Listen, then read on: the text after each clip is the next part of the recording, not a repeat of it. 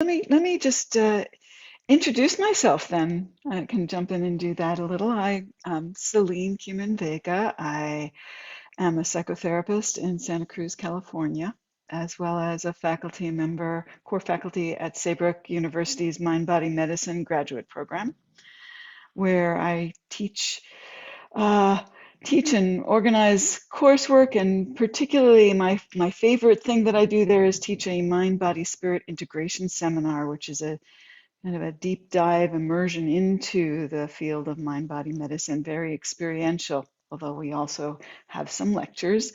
But I am very much about the doing of these things rather than just talking about them. Over the years, I've learned that people also like to hear about them before we actually do them. So I've gotten better at presenting, here's what we're going to do, and then we go in and do it. So we'll certainly be doing that. I'm really glad to be here for this mini workshop of Julian's. I'm pleased that he invited me to take this on for a couple of sessions.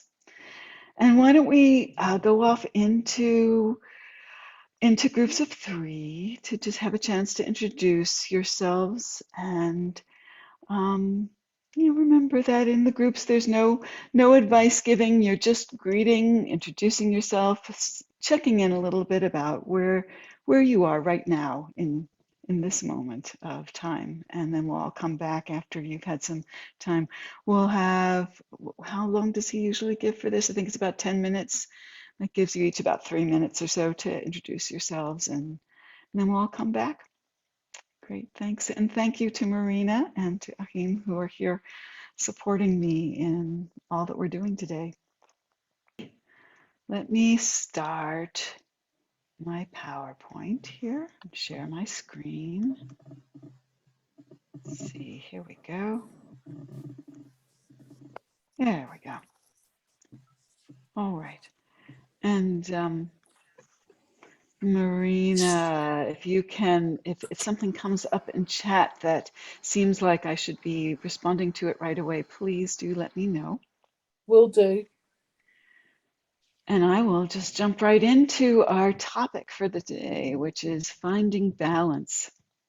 And there's lots of meanings to that, so we'll go into that a little further. But my original thought was, when I think of balance, to think about how we can honor the different pulls and pushes that we have on us from inside ourselves and from the external world. There's so much that pulls and pushes, and how do we find balance in all of that? That's what brought us to this. And I want to, of course, start by talking about, what do I mean by balance? I've learned in academia to always define my terms. What is it that we mean? So when I think of balance, I actually wanted to bring in presence as well. And those of you who were here last time, we did talk quite a bit about presence. And I think there's a big piece of it involved in balance, that it's very hard to be balanced if we're actually not present and paying attention to where we are. And by that, I mean both physically and in terms of how we deal with our lives. But looking at balance, an interesting thing about balance is that it can be both a noun and a verb. And I think both of those are part of what we're talking about here. In terms of it as a noun, when we think of balance, we think about having an even distribution of weight, or not falling over, you might say. If I am balanced, then I'm not going to lose my balance and fall. I won't be able to stay standing upright. Um, it's also a condition in which the different elements are equal. Things are in balance. So I may have not just two things in balance. I have the tarot card here, the two of pentacles or coins, because that is very much a balance card. There are only two things being balanced, but I often speak when I'm really doing a lot. I often do this when I'm running a workshop here or hosting one. I have so many different hats on, so many different roles, and I have a sense of myself as a juggler, that I am juggling all those different pieces. So I'm balancing not just two things, but many, and keeping myself upright through all of them. So as a noun, being in balance holds all of those meanings. But as a verb, it's the process by which we do all of that. It's how I juggle. It's how I keep myself in a steady position so that everything doesn't fall and so that I don't fall. So I'm balancing myself. I'm, um, by staying present, I can balance myself and balance all the elements in my life. And by presence, what I mean is being fully in the moment, open and receptive. And I want to say, when I searched for definitions for presence, what I realized is that I am often using the definition that comes when we talk about therapeutic presence, which is something that therapists and coaches often talk about, or even medical care practitioners will sometimes speak of having a therapeutic presence. But when I looked up presence as a word by itself, there actually wasn't that much of that understanding of presence. So this definition here is from Sherry Geller, who talks about therapeutic presence. But I think what she's speaking to is something we can all bring, even if we're not in specifically a therapeutic relationship. But I did find one other place where presence was being talked about in terms of how we move in the world, and that was someone named Tony Fakri. I don't know that the particular piece I got this out of, which was basically a blog post, um, has lots in it that's applicable, but I did like the definition for presence, which was inner radiance, comfortable and content within themselves. Often, when people talk about presence and how people bring it in the world, they're talking about how we're perceived. So someone has a presence, almost as if they're saying they have charisma, they have uh, a sense of something about themselves that draws others' attention, that brings people to them. But I think the presence that I'm talking about holds more than just an attraction. It holds a sense of being able to hold space for others as well.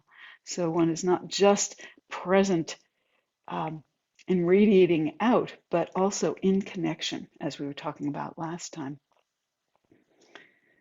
So I want to take a moment here to just play around with balance a little bit. And for this, let's see if I can close my windows so that I can get my zoom out a bit, because I'm going to ask you all to stand up if you're willing. And so I'm going to zoom myself out so that I can stand up and you can see me. Although it's not really about what I'm doing, it's going to be about what you're doing. But so standing, let's just take a moment here and feel yourself standing. You know, we take it for granted as adults. We just stand up. We don't think about what does it take for me to not fall over. But when you look at an infant and the process they go through to learn how to stand, it's not simple. There's a lot to it. So I'd like us to drop back into that sense of what's happening here. How do I balance? And you've probably got your weight balanced at this point on both feet. But what I'd like you to begin to do is shift your balance so that your weight is on one foot and then the other foot. Really feeling what's going on and the adjustments that your entire being is making as you play back and forth. Now, you may find that if your knees are a little bit bent, you'll have an easier time of finding your balance on each foot and noticing that shift that happens as you move from one to the other. So you're moving through, balancing on both feet. Both feet are there underneath you, and then moving to one. Now, you might begin to experiment with lifting one of those feet, finding your balance on one foot. Then can you lift the other one off and still keep your balance? And one thing that's an important part of this is breathing. So notice if you're still breathing. See if your breath can support this process of finding your balance as you shift it. Now begin to play with this a little bit. Maybe shifting your weight off to one side or another. You can be on both feet or play with moving onto one. You can use your arms to help you to keep your balance, not fall over. Continuing to realize your connection with the floor is there underneath you, and that part of this process is staying connected to the floor with at least one part of you. Now see if you can throw yourself off balance a little bit and see what happens. How do you get yourself back in balance? If you throw yourself so far off that you lose your balance, how do you reorganize yourself to come back to balance? And just notice what comes up in you as you're playing with that. Any sense of maybe a little bit of anxiety or distress? It's like, is it okay to play with that edge? I might actually fall. And then what? And find your way back to both feet. Back to a place that feels like there's an ease in your balancing. A nice connection to the ground underneath you. Maybe a little bit of movement with your breath, and now just a little bit of shifting and releasing anything that got tensed up while you were working with your balance. Really finding your center, your sense of being centered in your balance. Maybe your knees a little bit bent. So if someone came along and tried to push you over, you could just sink yourself right there into the ground under you and feel like, oh, I wouldn't fall over. I might shift a little, but I could come back to this place of balance. Okay, one more breath here, just feeling your sense of balance here. Let's come back to sitting back down. You can stay standing if you like, but I'm going to come back to closer connection here. So I can move on with beginning to talk about how that physical sense of balance can be explored in the rest of our lives as well, not just in our body and how we find that center and that balance here in the moment of physically moving. And I want to start here with self-compassion, because when we're exploring balance in our lives and beginning to look at the places where maybe there isn't so much balance, where we're stressed or pushed or pulled, it's really easy sometimes to get lost in judgment about, oh, I'm not doing this well. Oh, look at that part of my life that's so out of balance.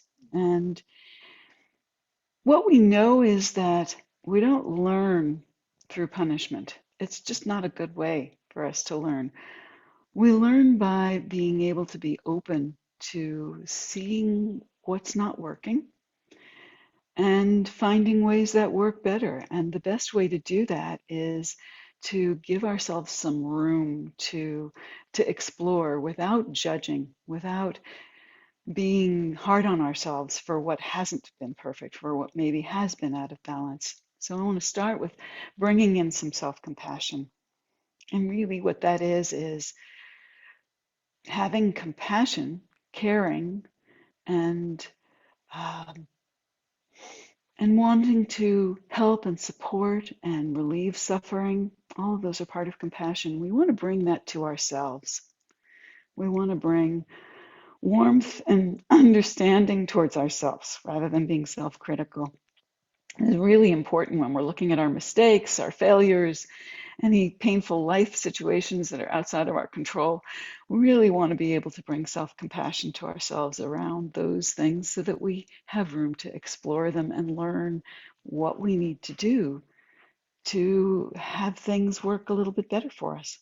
So soothing, nurturing, gently encouraging ourselves and being able to acknowledge what's there, what's not right yet, what doesn't feel good, but without judgment so that we can really move forward.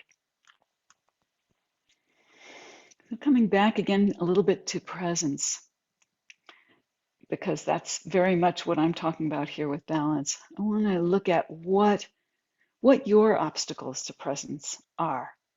And these are some of the ones that Sherry Geller talks about when she's talking about presence. Here are the things that get in the way of that keep us unbalanced, basically.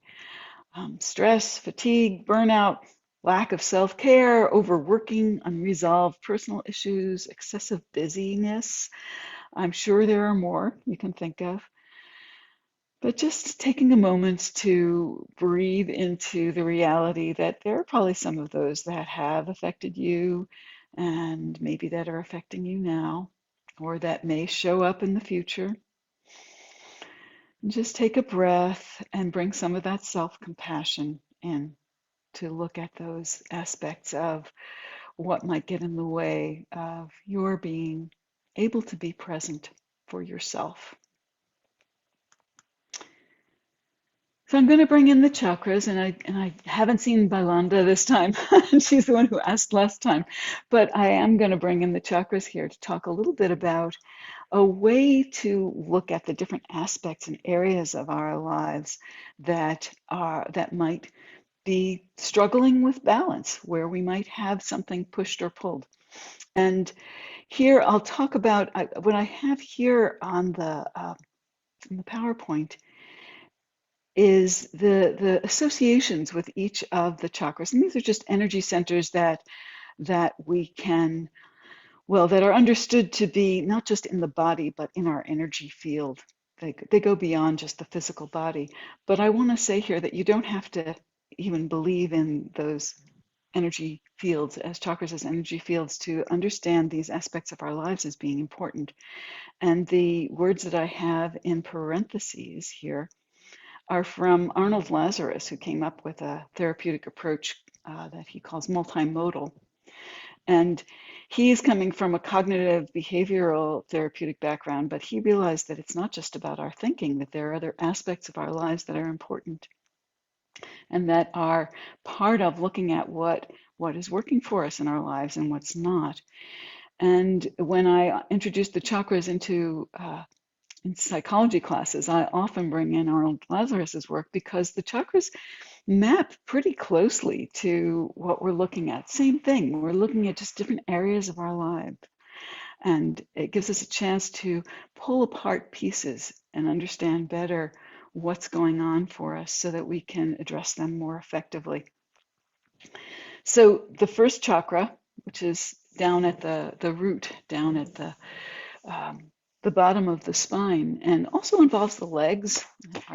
Our connection to the ground underneath us is very much the physical, the body. For Lazarus, he talks about it as drugs. He uses an acronym called Basic ID, and the D is for drugs, but what he really means is biology.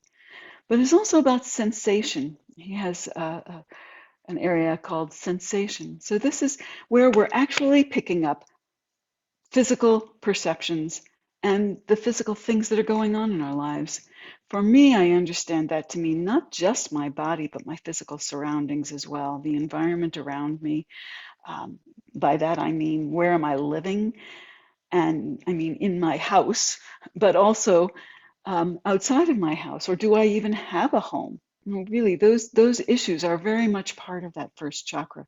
It's about survival, and the body is what we're surviving in physically right now. So looking at that, and I want to, before I go further, I want to say what we're looking at in each one of these in terms of balance is a couple of different ways we can think about it. One comes from Anodea Judith, who talks about being excessive or deficient in each chakra. And sometimes we emphasize one particular area and we're really strong in that one, and maybe a little too strong. Maybe that's all we're worried about. So if I'm only paying attention to my body and my survival, and I'm pretty much ignoring everything else that's going on, I might have an excessive first chakra going on. Maybe that's in order to make up for a deficiency somewhere else. If I am pretty much ignoring my body and always up in my head, maybe so involved with my spiritual path, for example, that I ignore my body's needs, then I might have a deficient first chakra. Either way, I'm out of balance. I want it to be something that has my attention, that I'm taking care of, but not that has taken over my entire focus for my life. So we're looking at excessive and deficient in each of these areas. We're also looking at our, our, our desires and our fears in each one. So in the first chakra, I may have some desires that are coming out of the physical realm. So maybe I have a desire for lots of wealth so that I can feel not worried about whether I'm going to survive, whether I'm going to continue to have a home, for example. Um, Now, that's actually ranging into fears. It's not just a desire. That desire is there because I have a fear that I might lose those things. So looking at our desires or our wants and our fears in each chakra is also a way of looking at how are we balanced here. And um, that particular understanding of working with balance in that way comes from Kylie Taylor's work with the chakras, looking at them as a way to understand our our inner ethics, how we might be thrown off in our relationships with others as coach or as therapist or as any kind of caregiver or in a relationship where there's some kind of power dynamic that's not necessarily even. If I'm the coach, I'm the therapist, I have a lot of power, more than my client who is looking to me for the one who knows, the one who can help them. And if my wants and desires or my fears are pulling me out of balance, that may very well show up in my relationship with them and in the way that I'm working with them in a way that's not helpful to them, that has my own needs and fears in the way of valuing and prioritizing my client's needs. So that's how we're looking at each one of these. Let's move from the physical up to the second chakra, which is um, pelvic, the whole pelvic area, sexual area. And the second chakra is about emotions and about sexuality. Lazarus calls it affect. But it's all the different pulls and pushes of what might come up. If I get anxious as I'm about to fall over, for example, that's my second chakra, although it's probably also my first chakra because I'm worried about my survival. And it may also be a little bit of my third chakra, moving up to the third chakra, because it's going to affect my ability to have power to take action in the world if I'm falling, clearly. So the third chakra is about action, power, my will, my behaviors, what I'm doing, what I'm actually doing in the world. And that's up at the solar plexus. It's where that connects to the body or the chakra system. The fourth one up at the heart is my social connections, my relationships, love, compassion comes in there too. For Lazarus, it's interpersonal realms. And the fifth chakra, moving up to the throat, is about communication, creativity. I'm not sure that Lazarus maps so well onto that one, although he does have, I think there may be some aspects of what he calls cognition and imagery that may have some effect here in the fifth chakra. But this is where we're able to talk about what's real for us. Last session we were talking about being authentic, and I think some of that authenticity comes through each one of these chakras, but how our ability to express it is the fifth chakra. How much can I speak my truth? How much can I be able to let who I am come out in creative ways and in real ways? And the sixth chakra up at the third eye here is where we think about intuition, imagery, dream world, archetypal ideas of who we are that go beyond um, just our own personal unconscious mind and into the larger understanding of who we are as human beings living on the earth. It's moving up into the seventh chakra, right at the crown and beyond, consciousness, spirituality, cognition. How do we understand things? All that comes up here. So, all of these are areas where we can be out of balance, be excessive, be deficient, be pulled by our needs and wants and by our fears. And that's really the underlying understanding of what I wanted to present here, because we're going to explore in the meditation that we do through each one of these chakras a little bit of what's happening in your life and where your places of balance are and where the places are that you may be a little bit out of balance and need to do some of that adjusting, just as we did physically. It's, I think, an important reminder that we have the ability to adjust, that when we start to fall, there's something in us that can find our way back to balance. And that's true in all the areas of our lives. So I've got references here at all as well. And those will be there for you when I send out the PowerPoint. And I will now end our slideshow and stop sharing and come back and leave just a few moments here for a little bit of question and answer before we go into a meditation exploring that. Any thoughts, questions? Marina, is that a hand? Yeah, it is actually. What if someone's physically, as they're getting older, they've got really bad arthritis and things like that? Can they still get the balance physically? Absolutely. And I want to say, I've worked with people in wheelchairs. You can still balance.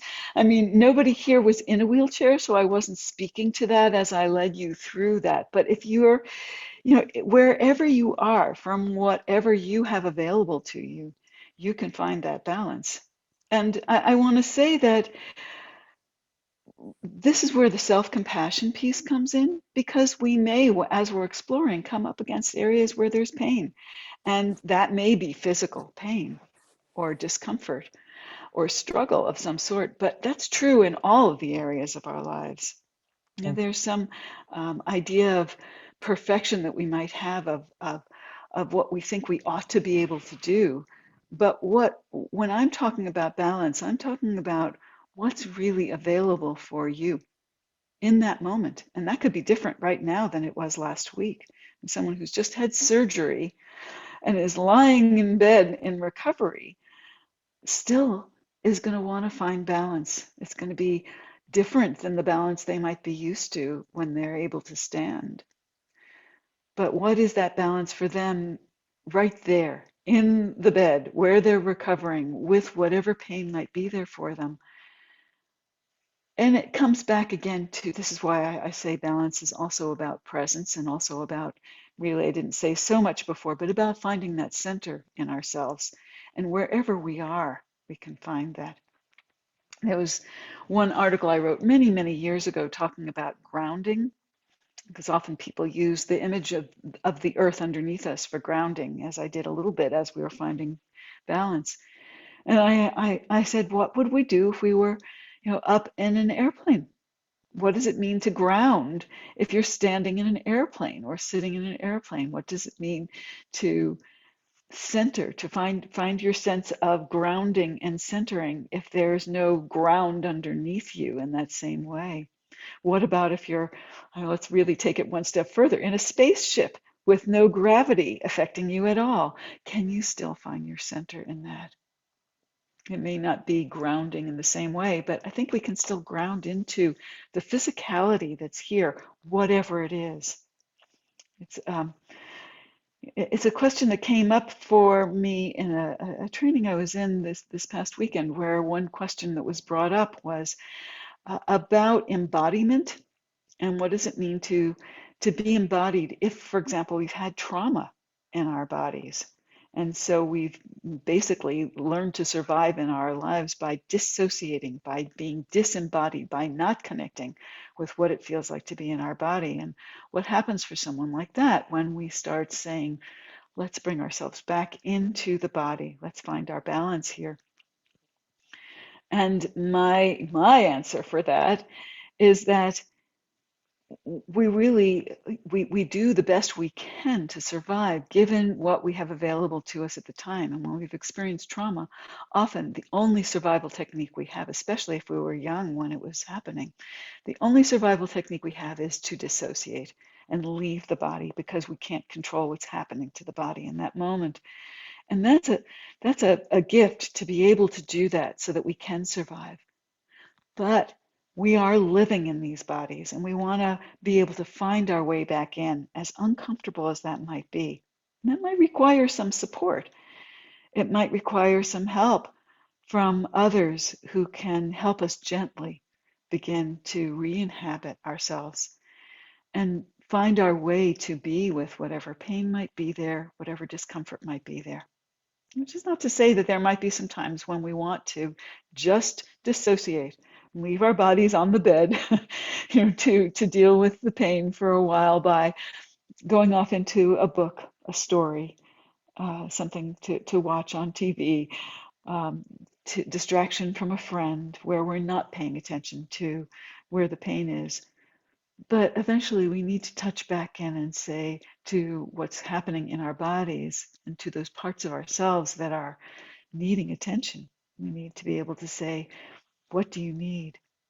What do I need to do right now to address some of those needs? Because if I'm dissociated, I may not know what I need. It's hard to do self-care if I can't feel into what's needed. So I hope that answers some of that question. It's both physical and beyond physical, I think, in terms of coming in to what feels uncomfortable and Thank you. finding a way to be with it. Yeah. Any other questions before we go out into? Yes, Diana Enrico. Yes. I think you're muted still. You're unmute. Unmute. So you Okay. can. There. Yeah. Thank you for your slides. I asked, reading your slide and listen to you, why did you choose this frame to make it so Western? This, it's an ancient practice. Ancient I don't practice. want to say religion, it's also a practice. It's an old medical treatment in India. You can go to the hospital and they really can check your energy flows in the chakra and where it's blocked. And that's what why it's so Western. Why so Western? No, this is a very good question. It's so Western. Yeah. No, I understand. I really do understand the question. It is actually a question I've been playing with, working with, struggling with in the last couple of years, because I don't want to just be doing cultural appropriation here. I don't want to take something from another system, leave behind the entire framework that it comes from and the spiritual tradition that it comes from. And and not bring those into the conversation, because they are very much part of the conversation. And I want to say that, like as you say, you can go into a hospital or to a practitioner who can help with the energy aspects of that. And I think that actually is another way of working with balance. There's no question about it. That the ways that I'm looking at it are ways that we can address it in this moment. And I'm also taking, I'm using, how can I say this? My understanding of it is that, I mean, I didn't, for example, use the Sanskrit words that go with it, because I'm not trying to appropriate that system. But but I also want to honor that it is connected to that system as well. I don't think it's only from that system, because I think this is what's there. This is authentic. It's in our beings. And so even if you didn't come from that tradition, it would still be there. And I know there are other traditions that have also connected with energy centers and with looking at different aspects of the being from their own terminology, their own way of understanding it. And yet, when you look at those different systems, there's incredible commonality, because we're looking at something that's real. And so it's not like this only comes for people who come from that tradition. It applies to all of us. So being a Westerner, I'm bringing that to my own understanding of how do I take what's there, what's really authentically there, and understand it through the lens of someone who's Western. Does that make some sense?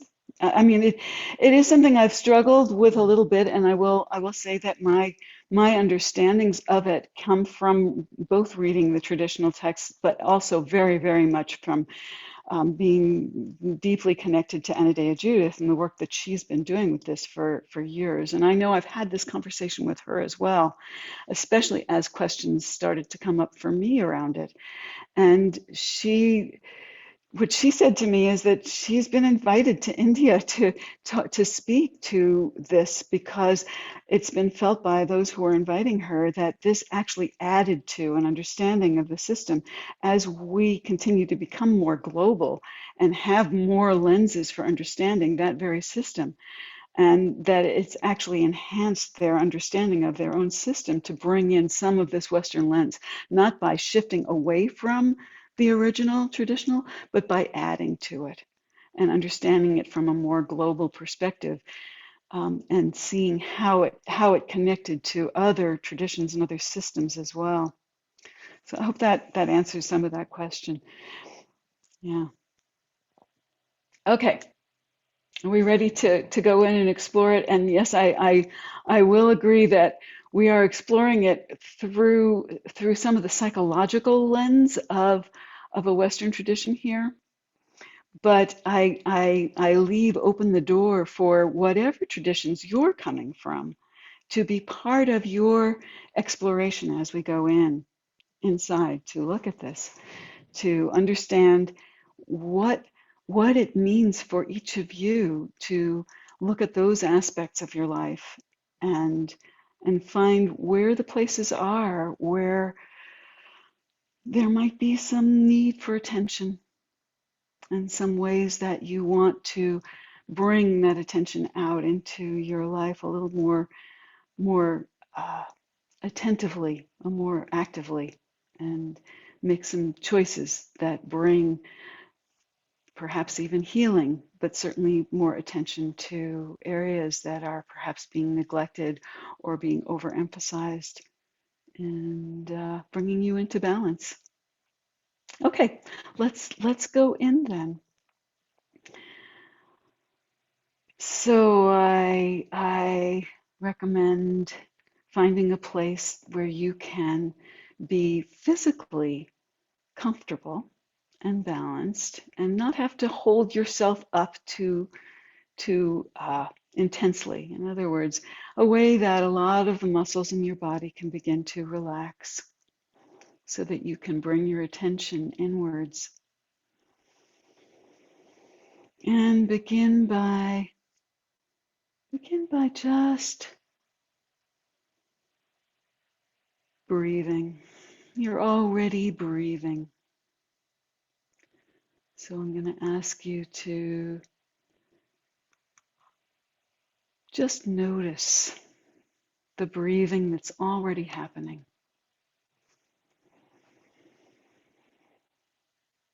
Just notice how the breath enters your body, where it goes, and what happens as you release that breath and it leaves. And perhaps there's some shift in the breath that might be just right to help you to relax a little bit more.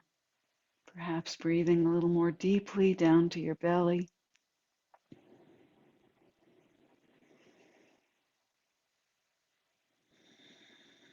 Perhaps slowing your breath a little bit.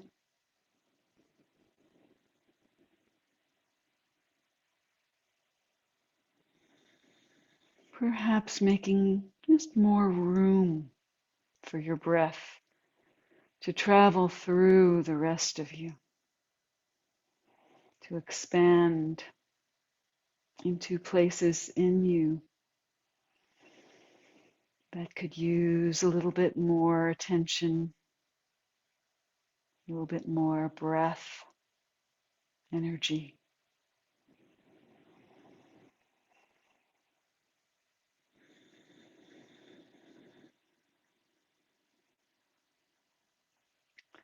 And as you stay with your breath, begin to notice what's there in your body, in your being. Noticing what tensions might be there. Noticing what thoughts, feelings, images begin to enter your consciousness, flow through. None of them need your fixing right now, just to notice what's there. And this is a place to bring some of that self-compassion, some of that sense of opening your heart to whatever is there in you, to what might feel painful, what might be uncomfortable, to what might be bringing your attention to what's not in balance.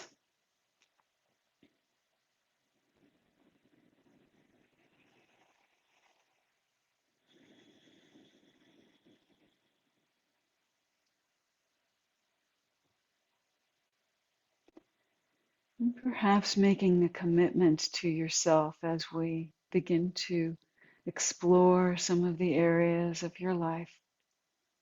A commitment to allow yourself to see and know without judgment. Just allow the knowing, allow the acknowledgement and recognition of what's there in you, of what needs attention. And we can begin with your physical body. Maybe that's what is the easiest to notice, because here it is, right here, as you breathe, as you allow your attention to travel through your body and all that's there. Maybe you notice the places that you recognize already as places you might think of as problem areas. places that aren't as you wish they could be.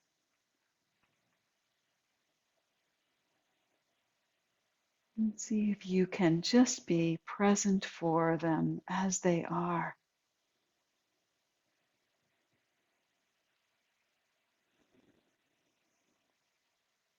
And also noticing the places in you that are strong, that support you well. The places that you can rely on.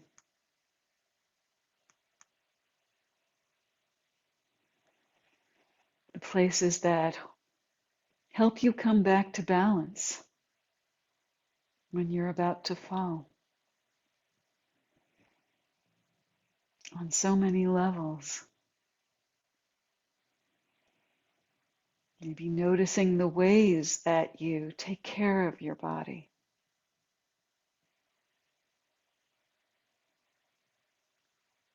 Reaching out for help from practitioners when needed, from friends. Ways that you take care of yourself. How you eat. The actions you choose, how you sleep. How much exercise you get.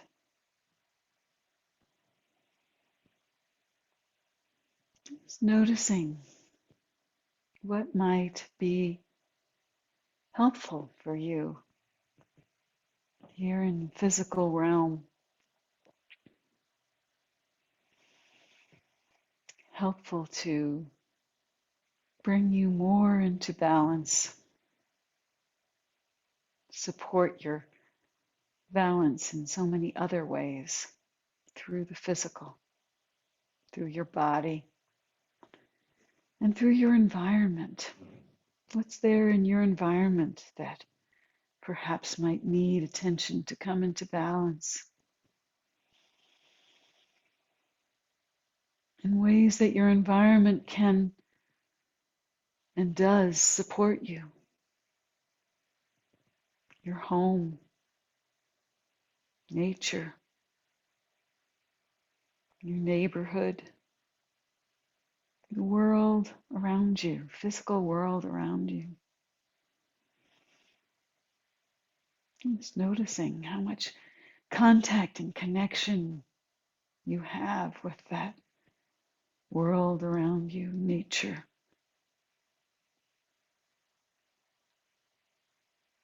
And what your relationship is with the physical world.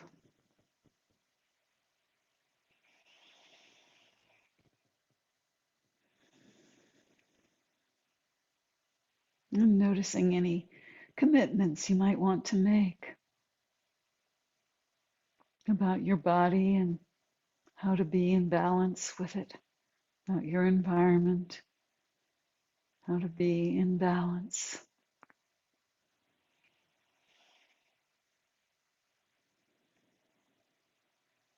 And moving into your emotions, into the different feelings that move through you. Maybe there are some that you know you spend a lot of time with. Maybe some that are uncomfortable for you.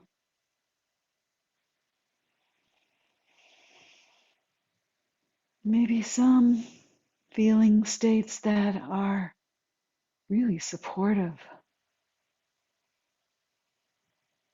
Maybe noticing how those come about.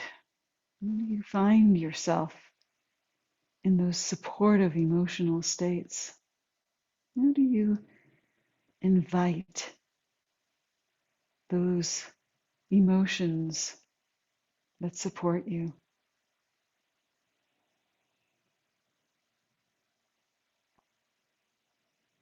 Noticing your sexuality and how that feels in your day-to-day life, how you feel as a sexual being, in yourself.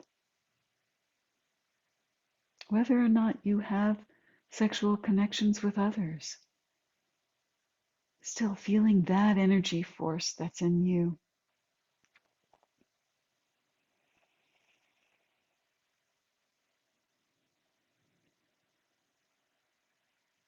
Feeling what balance feels like in you and what might be needed emotionally, sexually. And then moving up into the realm of your will, your energy, your power, your sense of yourself, your sense of your identity as a person in this world, your boundaries,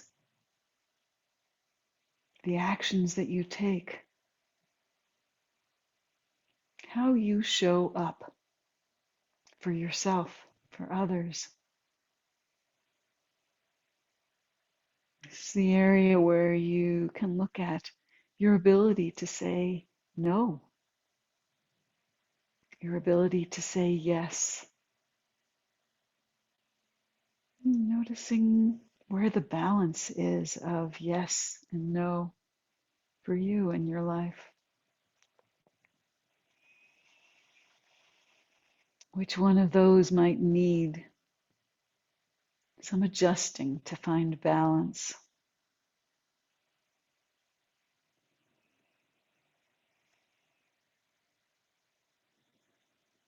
And how well your actions balance with who you want to be in the world.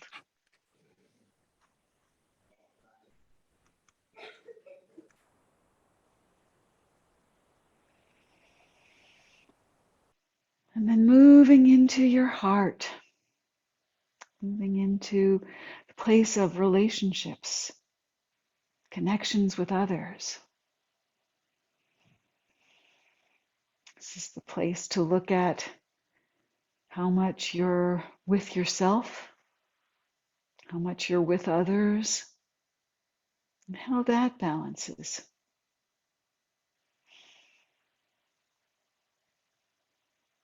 Which one do you spend a lot of time with? Which one might be lacking?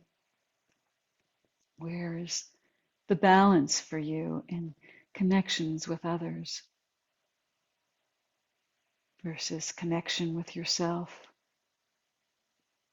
Can you be balanced in both at the same time? Making sure you continue to connect with yourself even as you connect with others.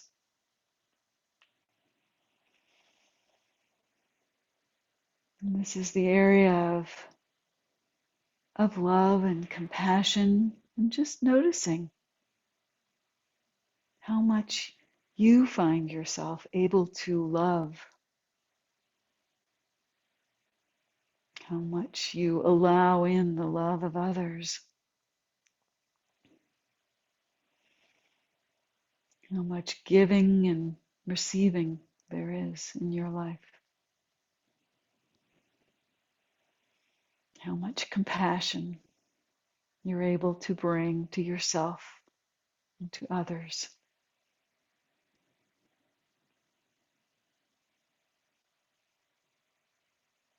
And moving into the area of communication, expression, creativity. How much can you bring your truth out into the world as you communicate? How much can you take in what others say to you? Really allow it, allow feedback in. How much do you allow your creativity to come out in the world? Really express yourself.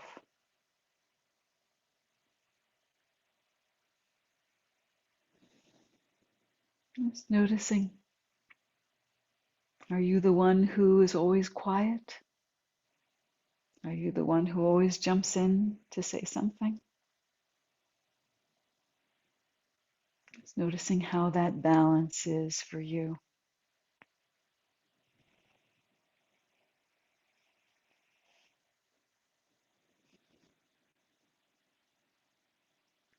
And then moving into the realm of imagery, intuition,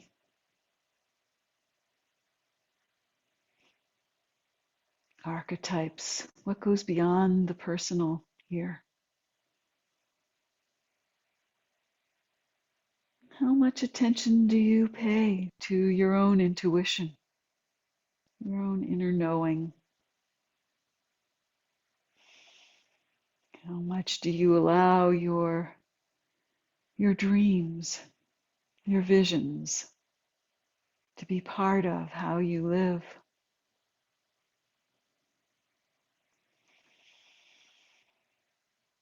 How much room do you make in your life to connect with those parts of yourself that come from deep inside or what is beyond yourself, from other realms?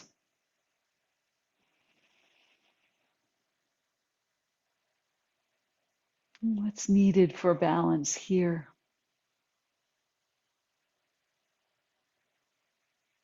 And then moving into that realm of spirituality, consciousness. How much time do you give yourself to just be present, to meditate, to be in awareness, not having to do anything with it at all?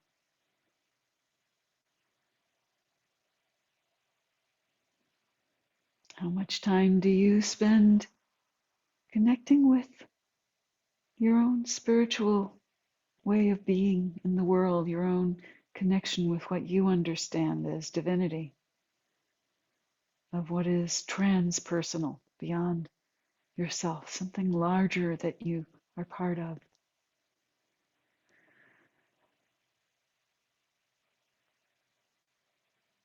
How is your balance in this realm of consciousness and spirituality?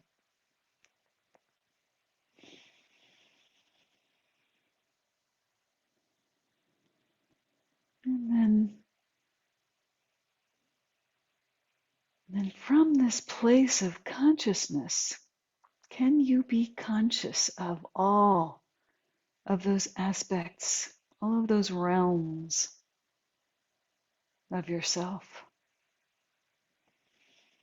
As if you could look at a picture of yourself, your whole being, and notice which parts are radiant, which parts are needing more energy, which parts do you rely on to get through each day, which parts might be asking for more attention. What are the adjustments that you need to find your balance?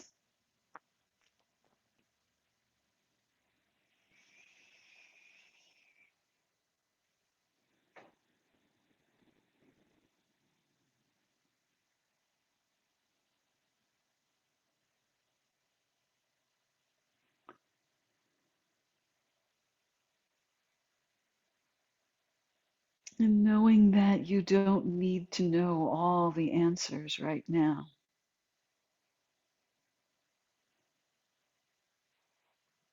Maybe there's a commitment you want to make to yourself to continue to receive information from yourself. and from wherever that information might come, about how to find your balance, how to move through your life in a balanced way, how to get better and better at making the adjustments that you need to do in each moment to find balance again and again each time it gets disrupted, as it will in our lives.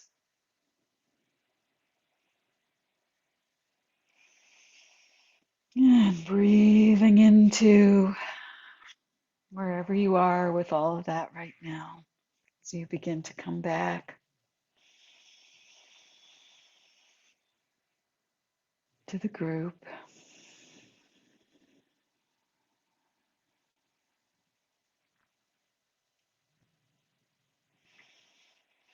And taking a moment here to just note to yourself anything you want to remember.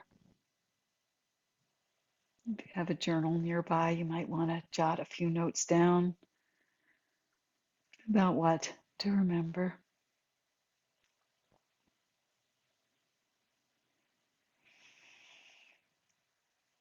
And we're going to move into breakout groups here of threes to give you a chance to share a little bit with each other about what you might have noticed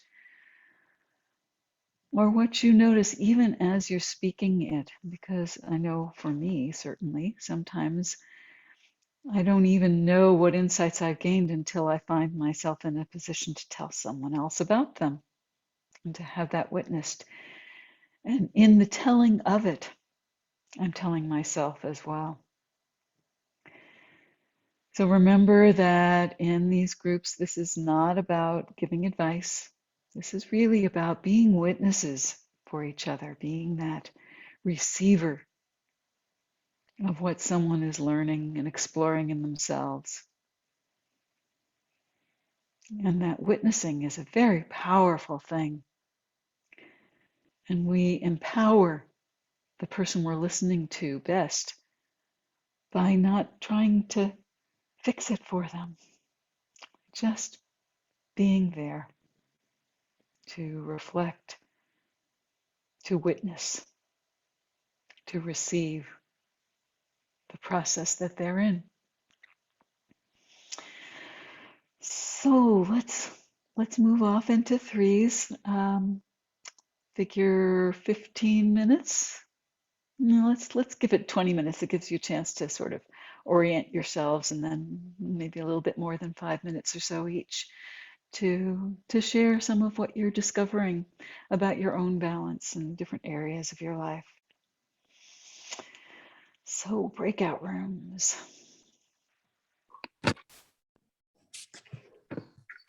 Welcome back, everyone. I'm just going to turn my camera off so I can save it. And I have to go in a couple of minutes, but thanks everybody. Mhm. So anyone like to share or ask questions or just whatever might come up? Oh,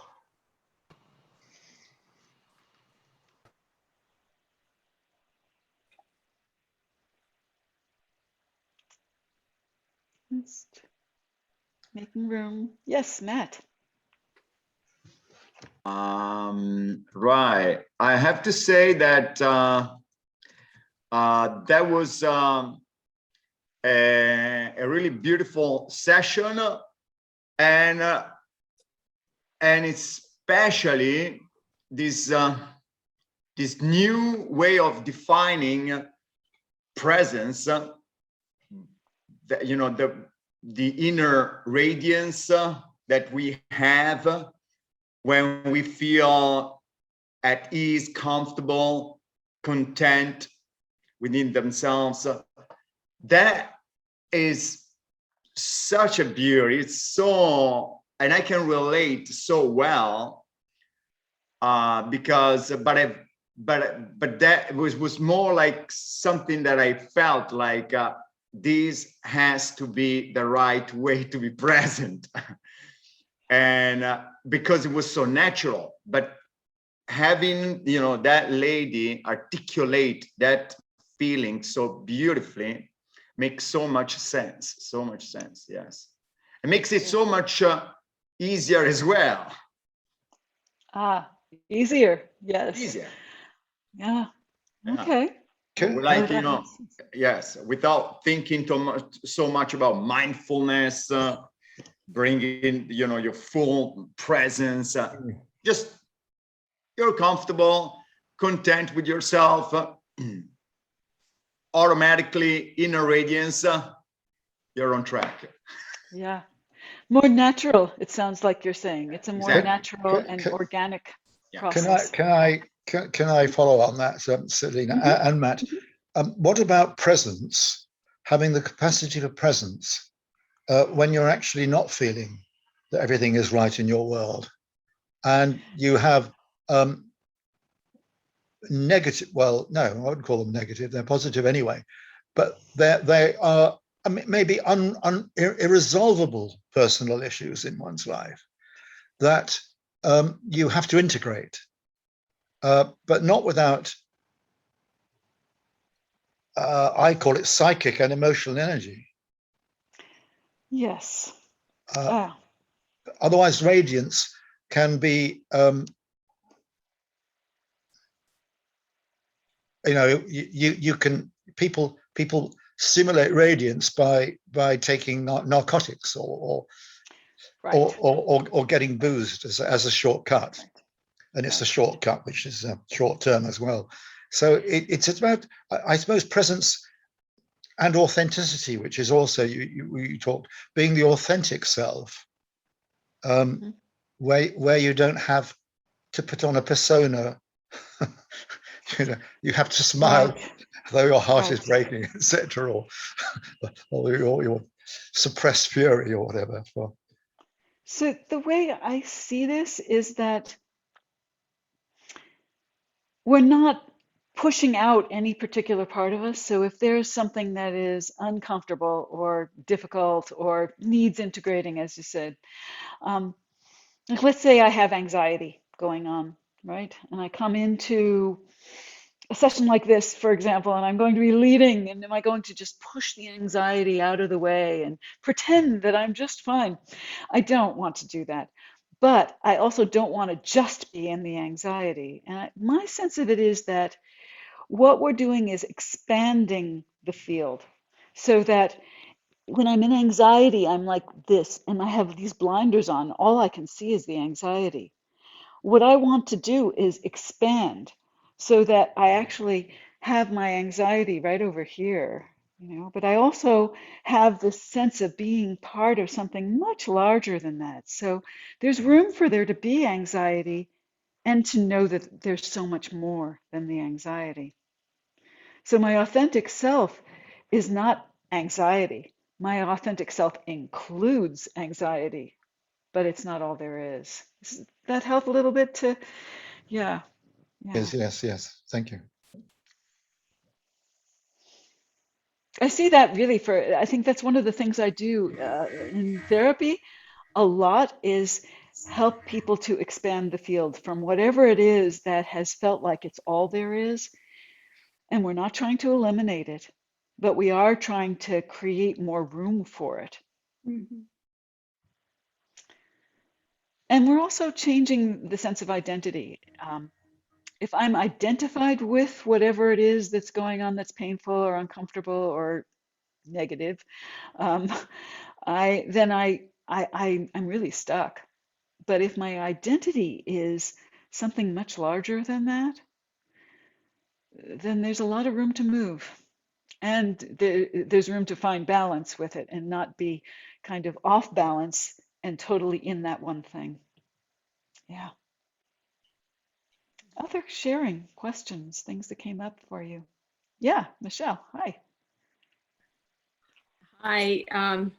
You know, in our group, it's like we all kind of came to the conclusion it's this idea of, you know, it's organic and dynamic, aliveness, so there is a lot of movement in it. and I like what you said about expanding the field, but this idea is like when you're off balance, there's kind of a moment in time where the breath is held. And that's when, I mean, there's the word, humor, but levity, this lightness of being, this kind of levity, this humor, whatever you want to call it. But, and on a physical level, levity resets that. And there's almost a breath that comes out with that, an exhalation where I feel like it brings you back into your body, which resets the balance. And so anyway, those were some of the insights, and this whole idea of, well, balance is really, it's a tremendous, Christina said, it's really about, this idea of wholeness. It's really a gentle form of wholeness, accepting and permitting wholeness. So anyway, thank you. Wow, that's beautiful. Thanks, Michelle. It reminds me that really you can take so many different qualities and think about where am I in balance with those. So I think about the levity or playfulness or humor on one side and kind of gravitas or ability to take something very seriously on the other. You want to be in balance with those two. Either way you get too far, there's something that gets lost. Yeah. Yeah, it's kind of like that yin yang that goes on, but exactly, there's something, and that's where the creative force is, when you've got those kind of opposing things that kind of communicate with each other. Yeah. Thank you. Yeah. Who else? Other sharing, questions, thoughts? Yeah, maybe you inspired me, Celine, with your questions about the airplane or the spaceship. But for me, balance is a sort of smooth landing, because very often I feel myself like a bit, actually, either as a juggler, as you mentioned, or up in the air as an acrobat or a contortionist, even trying to actually optimize or please different people's needs or expectations. And balance for me is the moment where I can land wherever it is, but on my 2 feet, actually. So thanks a lot for actually throwing those ideas, because I could catch them from the air. Thanks a lot. You're welcome, Eddie. That's wonderful. Thanks for adding to the image. Yeah. Yeah. Anyone else? Um, Yeah. I just wanted to share that through the meditation, when you ended up, like I ended up in consciousness and the bigger picture, and then looking at all of that actually I had that feeling like how much we can actually hold, which is out of balance and in balance, and don't need to necessarily always, that tiny picking apart of ourselves, which that self judgment. So I felt that was a real physical experience for me in that meditation, to that the space just grew with every chakra, and then we were there, sort of that meditative state of like, okay, that's what it is, and I am okay with it. I'm there with it. I'm not absent and fully embodied too, versus up here. It was actually because you're up going down or looking down. So I compared it to the bird's eye view. So thank you. Ah, yes, thank you. Yeah. Yeah. And I think that the word that I maybe didn't say before, well, I may have mentioned it a little, but I think it's very much in what you're saying here is acceptance. That we can have some acceptance of the places that are out of balance rather than thinking them as wrong or bad. It's like that's what's there, and now what do I do with it? As that whole being conscious of all of that. It makes me think of acceptance and commitment therapy, if any of you have ever come upon that. I rather like the idea of it, and I think it holds both of those. The idea being that we can't move anywhere in our lives until we can accept where we are. Um, but just accepting where we are and feeling stuck there, it's like, okay, this is it, that's all there is, isn't the way either. And can we make a commitment to continuing to be conscious and stepping forward in our lives, making commitments to where we want to be at the same time that we accept where we actually are. Yeah. Anyone else? Thoughts, sharing, questions?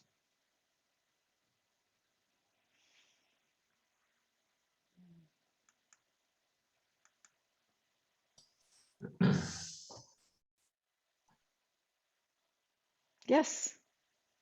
Just wanted to say too, I just wanted to share this with you, Selene. I mean, it was so incredible, but all of a sudden I got this. I've been, like chartreuse has been on my mind for a long time. I'm working with mandalas again, and like chartreuse keeps on coming up. And then I realized as you were, leading us through that beautiful process, it was, it's like the third and fourth chakra working together. And so thank you. And then it turned into this beautiful, gold, sparkly gold. I guess it's just like this glimmering gold, green gold. And it was just beautiful, and chartreuse. So thank you. Thanks, Michelle. Yeah, Enrico, were you going to say something back there? I saw your square light up briefly, so I wasn't sure if you were Oh, speaking no, or not. no. I thought it was 59, but my glasses are not so. Okay. Did I see another hand there? Matt, yes. And perhaps when you're saying about accepting, that can even lead to a state of empowerment for many people, rather than being something that stops. It's something that empowers you because it puts you in charge, with the sense of accomplishment, achievement. Like, for example, if somebody's overweight, accepting that they are overweight is like, hey, hooray, guess what? I've achieved it myself. And now that I actually take that into account as something that I've achieved, I can actually now also happily, now that I know how to produce this result, I know that I can actually produce a different result as well. Could it be related to that? Well, I would be careful with that because there are things that we're dealing with in our lives that we didn't do. There's a lot that we're struggling with that the world has thrown at us, and it's not anything that we asked for consciously, certainly, and maybe not even unconsciously. I mean, it depends on your understanding of events and how they happen. But if I happen to get hit by a car, for example, I didn't exactly achieve that, but there I am with the results of it. That's the reality that I'm living with. And until I can accept that it did happen, and this is how things are right now, then I can't see through through the anger or upset or denial to be able to say, okay, well then now what? Now what? Whatever it is that's here, whether I achieved it, whether it was my choices that got me here, because that does sometimes happen. You're right. Sometimes I have achieved it, or whether it's something that just came to me or I fell into, or whatever it is, it's what is. It's the truth. It's the actuality that I am here with. And if I'm in denial about it, then I have no ability to do anything about it. Yeah. And if I accept it, then I can say, okay, now that I can see clearly, I can make choices. Yeah. Thank you.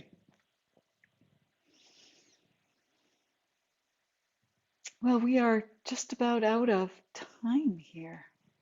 So we appreciate all of you coming and joining me for this adventure today.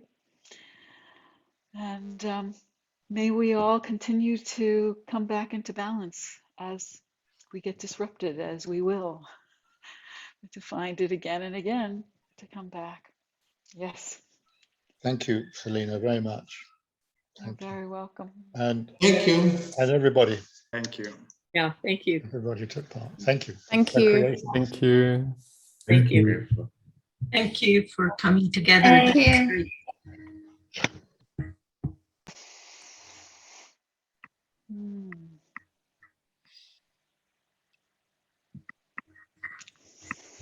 Bye.